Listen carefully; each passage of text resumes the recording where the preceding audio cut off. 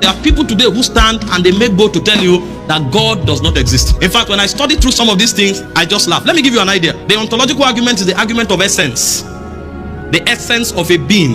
And the argument postulates that the greatest thing, if there is anything such as the greatest thing in existence, that thing has to be God, because nothing else can be greater than God. And the argument went further to postulate that if God is the greatest thing, then God cannot be a mental concept, because reality is superior to mental concept. If I have a pen in my mind, even if that pen is worth $1 million in my mind, a pen at hand that is worth $10 has more relevance than the one in my mind. So reality is superior to concept. And so because God is the greatest thing or being that ever is and can be, God cannot just be a concept. Therefore, God is real. And you'll see a lot of debate and arguments about it. I saw one, somebody said, I can also come to postulate the same argument for anything. I can just decide to create an island in my mind and say the greatest island on earth has a white snow, has blue river, and all kinds of things. And then you see another counter opinion that if you are talking about an island, you have to compare an island with an island. When we talk about the greatness of God, we are not comparing him with any other thing, because there's nothing. So when they fought that argument and they couldn't, they now proceeded to cosmological argument, because they are looking for something that is more real, more factual. So let's leave the whole idea or concept. Let's come to reality that we see.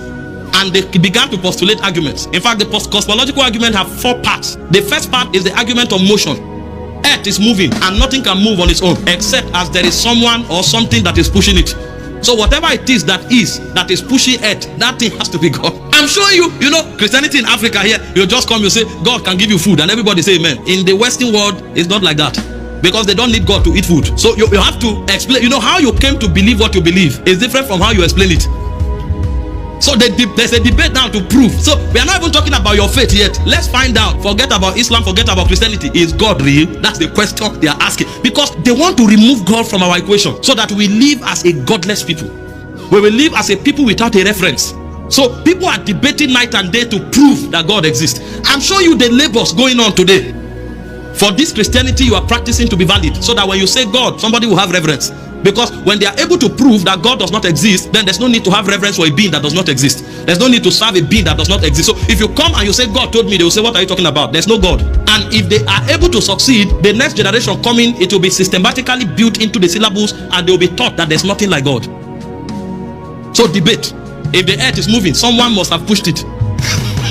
And this law is supported by science. The Isaac Newton's law, second law of thermodynamics, which is the law of inertia. That's the first law of inertia, that a body cannot be set in motion, or if a body is in motion, it cannot stop, except there's an external force imparted or exerted upon it for that motion to take place, or for that motion to stop. So on the strength of that, God would have been the one who put the earth in motion.